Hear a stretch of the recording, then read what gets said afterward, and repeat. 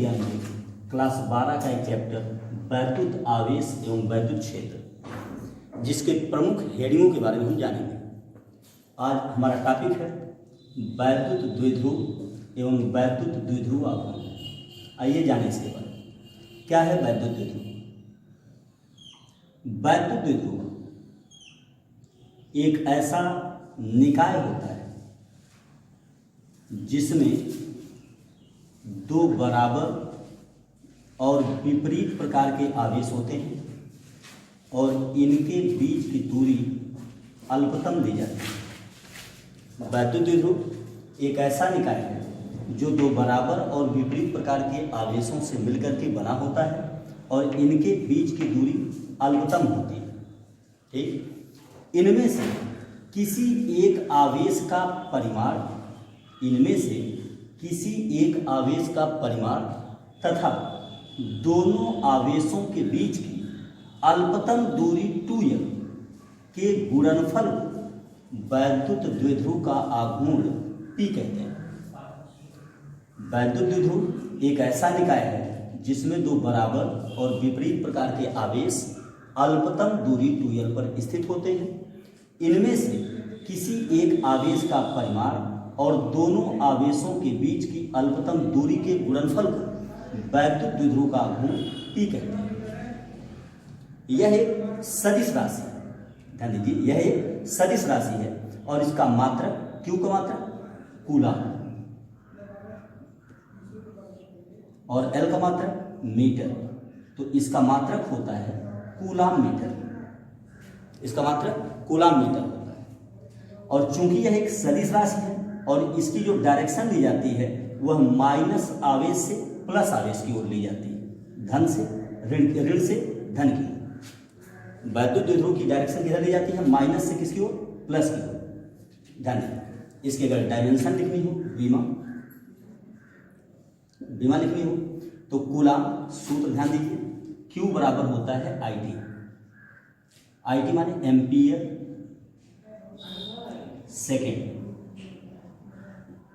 Ampere की बीमा होती है A, सेकेंड को दिखाते हैं T से और मीटर को दिखाते हैं L से।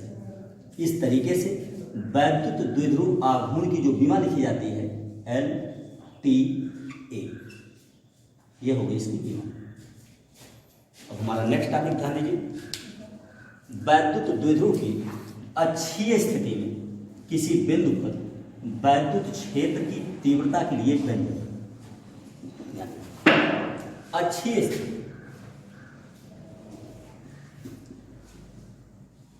अक्षीय स्थिति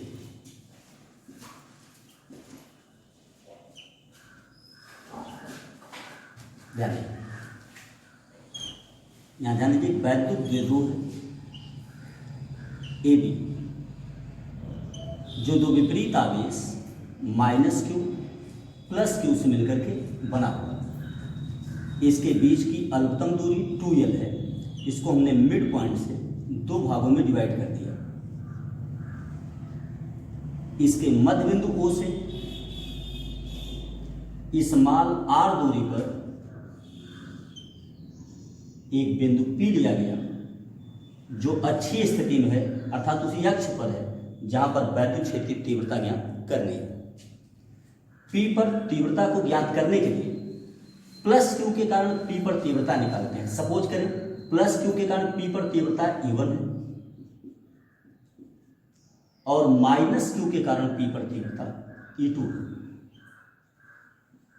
ध्यान दें, E1 की डायरेक्शन हमने बाहर की ओर इसलिए लिया, यहां ध्यान दीजिए प्लस आवेश, जहां पर तीव्रता निकालनी होती है वहां पर परीक्षण आवेश Q0 की कल्पना करते हैं जिसको धनात्मक लिया जाता है। तो धन और धन में प्रतिकर्षण होता है, इसलिए E1 की दिशा किधर रखी गई? बाहर की ओर। इसी प्रकार Q0 प्लस है, माइनस Q इधर माइनस है, प्लस और माइनस में प्रतिकर्षण आकर्षण होता है जिसकी वजह से P की डायरेक्शन किधर ली गई? अंदर की। ध्यान दीजिए, तो यहाँ पर देखिए E1 की डायरेक्शन बाहर चली गई, E2 की डायरेक्शन अंदर की ओर। तो प्लस Q के कारण तीव्रता E1 है, माइनस Q के कारण P पर तीव्रता E2। यहाँ ध्यान दीजिए, प्लस Q के कारण प्लस Q से बिंदु P तक की दूरी R माइनस L है, माइनस Q से P की दूरी R प्लस L। अब ध्यान दें, प्लस क्यू के कारण बिंदु P पर तीव्रता E1 is equal to 1/4πε0 into q upon बीच की दूरी का वर्ग होता है। तो ध्यान दीजिए, प्लस क्यू और P के बीच की दूरी कितना है, R माइनस एल। तो यहाँ कहेंगे R माइनस एल का होल स्क्वायर। इसकी डायरेक्शन लिखी जाएगी, तो डायरेक्शन लिखेंगे B से P की दूरी, B से P की दूरी। इसी प्रकार से माइनस क्यू के कारण P पर तीव्रता, तो कहेंगे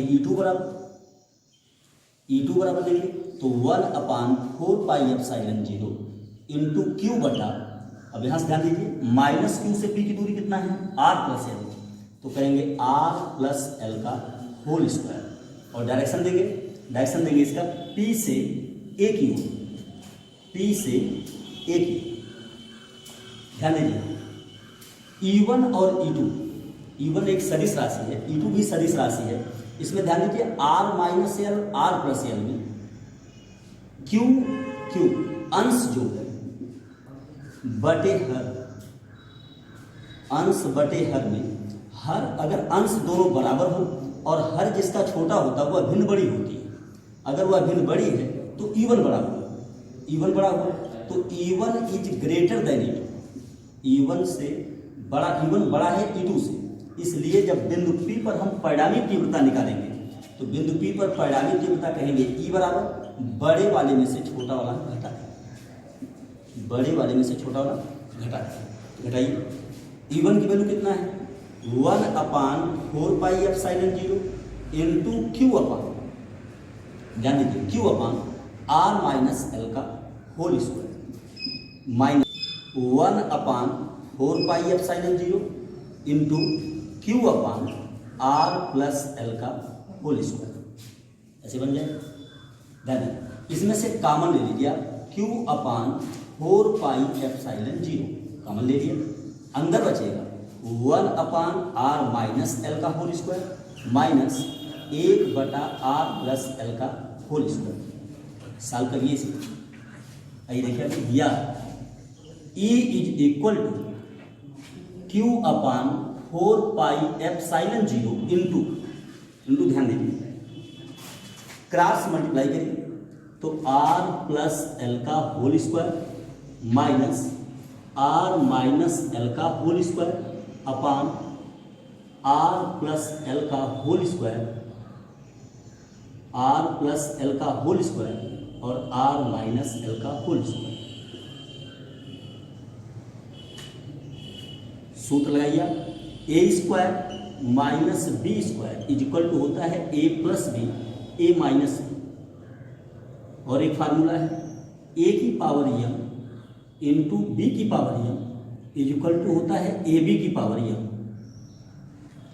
वैल्यू रखिए ऊपर, तो E इज इक्वल टू प्राप्त होगा क्यू अपान 4πε0 इंटू यहाँ फार्मूला यूज करिए तो बनेगा R minus l, sorry R plus l plus R minus L, एक ब्रैकेट में, दूसरे ब्रैकेट में R plus L minus R plus L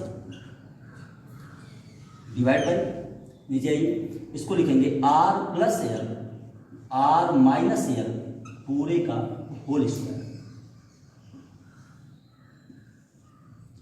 L से एल कैंसिल होगा, इसमें R से R कैंसिल होगा। आगे देखिए, या आगे देखिए, Q upon E is equal to होगा Q अपान 4πε0 इंटू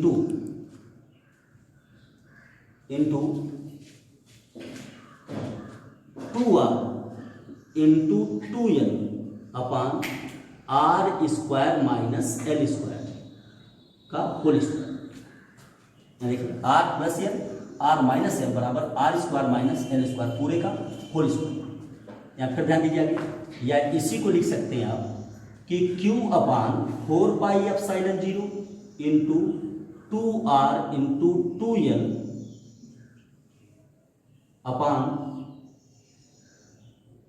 अपान आर की पावर 4। एल स्क्वायर को छोड़ दिया गया, क्यों? क्योंकि l square is less than R square. आगे ध्यान दीजिए, आर से का कैंसिल होगा और मिलेगा इज इक्वल टू 1/4πε0, और यह क्यू उसके साथ लग जाएगा 2 इंटू क्यू इंटू 2l। यहाँ देखिए एक आर कैंसिल हो जाएगा तो अपान नीचे बचेगा आर की घात 3। आप इससे पहले फार्मूला पढ़े, वैद्युत द्विध्रुव आघूर्ण P इक्वल टू होता है Q इंटू 2l।